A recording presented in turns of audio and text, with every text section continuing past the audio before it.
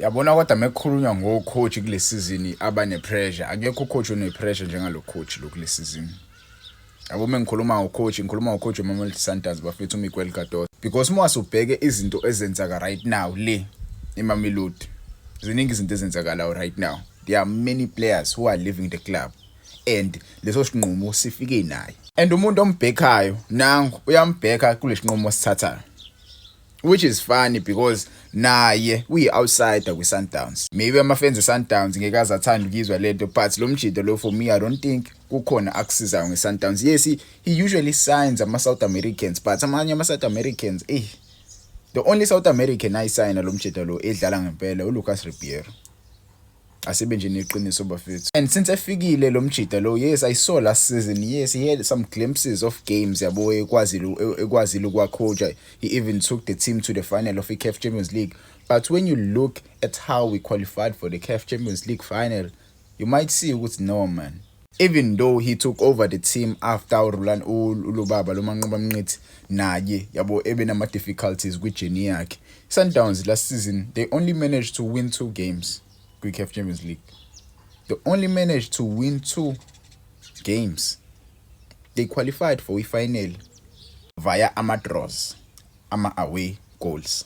Sebenje neqiniso lapho bafethu but ke ngizokhuluma ngepressure yakhe. Kuningi okwenzekala lapha eMamelodi Sundowns. When you look at the players who are living right now, Peter Shalulile. Ngizoqala nje ngayo Peter Shalulile bafethu. We cannot ignore the fact that Peter Shalulile is one of the greatest players who've played for EPSL in the last 10 years. Asibe nje neqiniso bafethu Peter Shalulile ama goals akhe ayambheka. Ama goals akhe ayambheka bafethu lo mjita lo for me. It's a pity ukuthi in the last 2 years umjita yabo he has been dropping standard esingekho right grounding, but for me umjida bafethu he used to be deadly umjida. Even amagoli akhe kusele yancane uthi ayibhithe irecord yamagoli amaningi la kuPSL. But right now kunama rumors acirculate ngempela kuthi umjida uyahamba kule season nje. Ngiyazi ayidlalela iSundowns njengoba izoqala iseason. Kuzokuthiwa ulinked with ama club ale North Africa Esperance ayamfuna yabo. Ukulahleke lo mdlalo njengoPeter Shalulile ngempela kuyangiconfuse mina ukuthi ngamtetela kanjani uShalulile because even last season they tried playing without uPeter Shalulile and they didn't win any games serious. Yabo bakhona uSales, yes, but uSales guys awukazi ukumthemba uSales mfethu awukwazi ukumthemba. Yabo uPeter Shalulile bebemfaka ubekunikeza igoli, ubekunikeza leyo nto leyo. Yabo so le indaba lezi zokuthi umjida ngenzeka ahambe ngempela mina angifuqa amanga. Even though I don't support iSundowns but lezo indaba lezo ngeke mfethu uthembe ngoMothiba. Tshela uzungathemba ngoMothiba. Umothiba phela uyi-injury prone nonetheless ukuthi ubuya phesheya umjida uyi-injury prone. Another player bafethu Umdawu bafethu there are rumors surrounding him. Umjida uyatoyitoya ngempela. Mamelodi Sundowns ayifuna umnikeza icontract ayifuna umjida. There are teams amfunayo but he is forcing his way out kweMamelodi Sundowns. Unonyaka owodwa sele wecontract yakhe. Lana bafethu ngikhuluma ngama first team players. I'm not talking about players angajwayele ukudlala. Umdawu one of the best right backs in Africa. One of the best right backs in Africa. He is fighting with Mamelodi Sundowns regarding his contract issues. There are teams amfunayo. Kunama games eSundowns ezowadlala abalekile. Ngenzeka bawadlale engekho lo mjita lo and they might force uBasadin to play the right back position. You saw Basadin, he entered that game against the Richards Bay as a right back. You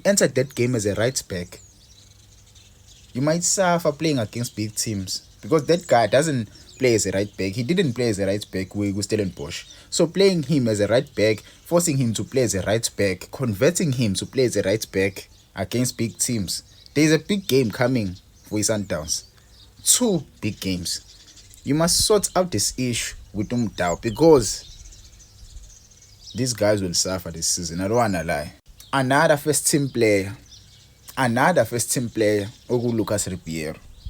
Lucas Ribeiro bafethu ngifuna ukukhuluma kakhulu. Ideal yakhe it's a done deal. Sundowns ayikhohle nje la bafethu it's a done deal. Bazothatha imali abayithathayo and I like the strategy abasenzayo bafethu ukulanda ama South Americans. bawadlalise la eAfrica abenswempo lama South Americans mase beyawadayisa ngemali enkulu yabo bafike bawathenge imali encane le bawadlalise la abenswempu impress eAfrica mase kufika ama club ako Qatar ama club amancane ko Europe azama ukuzobathenga labajida labo. It's a good thing, it's a good business move for you Sundowns, but again losing a player like Lucas Ribeiro who helped the team win the Betway Premiership last season kuzoba factor enkulu because I don't see any player ozomreplace Lucas Ribeiro ku Sundowns. Yes, you might say Uzwane is an old guy now. Uzwane mfethu umdala, yes lisakhona ibhola kuZwane uyakwazi ukudlala, but naye uno injury prone nyana. Yabo, you cannot build a team around Uzwane. You cannot do that. He's old now. Yabo, he has one season left in his career right now. I'm not trying to bash him, I'm just saying. Yabo, iloko nje ngikusho. So ukhamba kwa Lucas Ribeiro enye izinto ezoyibulala iSundowns. Another player abafethu onenkinga with iMamelodi Sundowns. iMamelodi Sundowns ayenzi izinto zibe clear regarding future ya Thembiko Silotje. He's a first team player. Don't get me wrong. Thembiko Silotje is a first team player. Ungani umikiphi. Thembiko Silotje will walk through that lineup. Ungani umikiphi.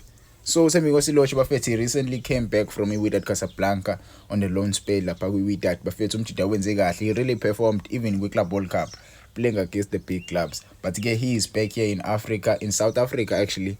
Yabo. And his future with Sundowns is unclear. His future is unclear. Ushilo Miguel Cardoso lapha bembuza ushilo ukuthi hayi he's a Sundowns player. He's waiting for the board. Uthi board issue ukuthi kahle kahle kuzowenzakalani kwi future yakhe regarding uThembiko Silotje. But yena okwamanje usawumdlali weSundowns. But ke asimbonanga kulama games adedlala. Akajimanga neclub kuma preseason. Ate jima yedwa uThembiko Silotje. There are many players. Neo Mayema was on loan out. But trim is squad. There are many players who are leaving. Bakhona abanye abababala yabo kwi list baba keep. Thapelo Maseko is on the verge of leaving na iSundowns aye kwi loan. So ngempela kuningi okwenzakalayo lapha. Kuningi okwenzakalayo. Ngangitshela ama comments bafethu, do you think lento le ka Miguel Cardoso ukuthi atrim isquad kuzoyibulala ngempela iclub noma uMiguel Cardoso kukhona akwazi? Because yes ungastreama isquad udlala ngabadlali mhlawumbe abawu28 noma udlala abadlali abawu30, but iPSL and okuwesike iSundowns idlala eAfrica kakhulu. They like to play the African football. Even Miguel Cardoso last season, he was on the verge of getting fired because he failed to win the CAF Champions League. So by trimming the squad and wanting to play PSL games, playing PSL Cup competitions, wanting to play Africa nala kwi league, ngeke uzokwazi ukubalansisa. You need a group of players who are able to play. Orlando Pirates, they suffered last season because they didn't have enough players abazokwazi ukubasiza. They really suffered Orlando Pirates last season. iSundowns ke engathi ifuna ukufola kuleyo trap futhi because iSundowns ngikhumbula kahle iyona eyayiqala lento ukuthi ithenga abadlali abaningi khona izokwazi ukubalansisa eAfrica nala kwi league nakuma cup competitions. But ke it looks like uMiguel Cardoso, he wants to lose that mentality. Abadlali anabo kumele balwele ukuthi bayadlala. Angazi angifuna khale mase kuthiwa ischedule siyasinda.